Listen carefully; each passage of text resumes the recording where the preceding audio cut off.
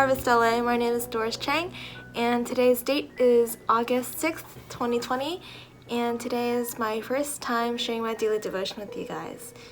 I will be sharing Romans 7, verses 7 to 25 from New International Version, but feel free to use whatever version you would like. What shall we say then? Is the law sinful? Certainly not. Nevertheless, I would not have known what sin was had it not been for the law. For I would not have known what coveting really was if the law had not said, "You shall not covet." But sin, seizing the opportunity afforded by the commandment, produced in me every kind of coveting. For apart from the law, sin was dead. Once I was alive apart from the law, but when the commandment came, sin sprang to life and I died.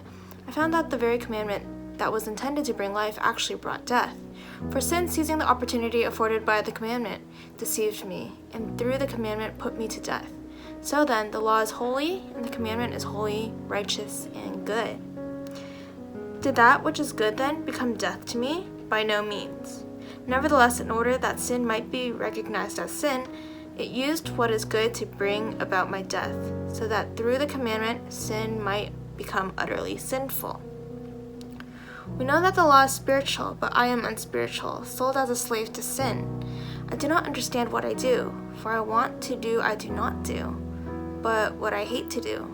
And if I do what I do not want to do, I agree that the law is good.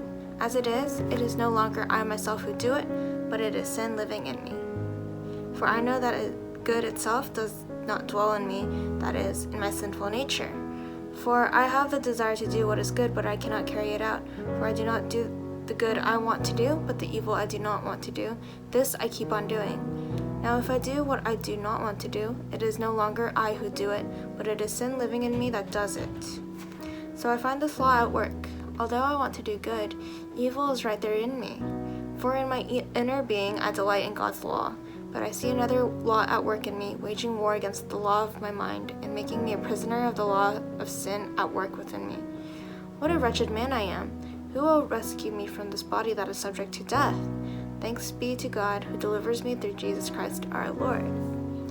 So, as many of you know, that Paul is the writer of Romans, and I believe he is stating that as Christians, we are redeemed by the grace of God, and all of us, we have this intuition to do good, but there's also another dark lingering feeling that all of us have that really makes us want to rebel against the law, which is caused by our sinful nature.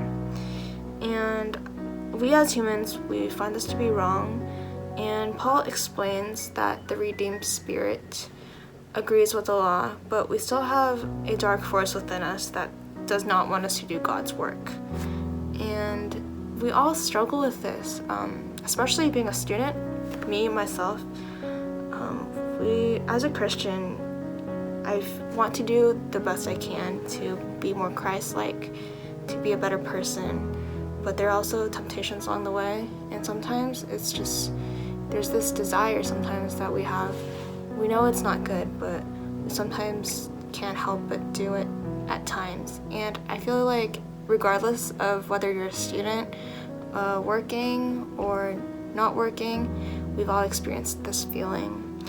And this is what we need to learn. I feel that if we've got something in ourselves that we can work our problems with, and if we think that our wills are strong enough, then we can control the evil in our lives by simply determining to do them, because we have not failed ourselves yet.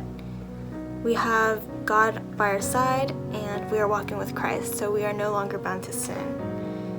And I have a few questions that you guys could maybe consider while reading this. It really made me ponder about these questions.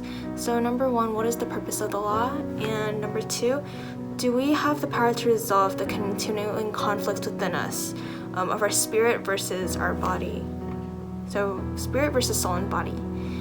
And that is it for my sharing. Thank you so much for listening to my devotion. And I hope you have a blessed rest of your day.